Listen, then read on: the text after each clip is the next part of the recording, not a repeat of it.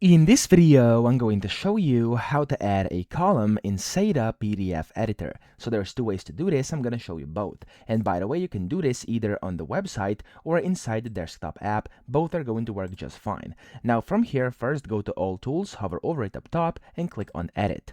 Here you want to upload your PDF. Click on whichever one you want, and I'm going to click on Open.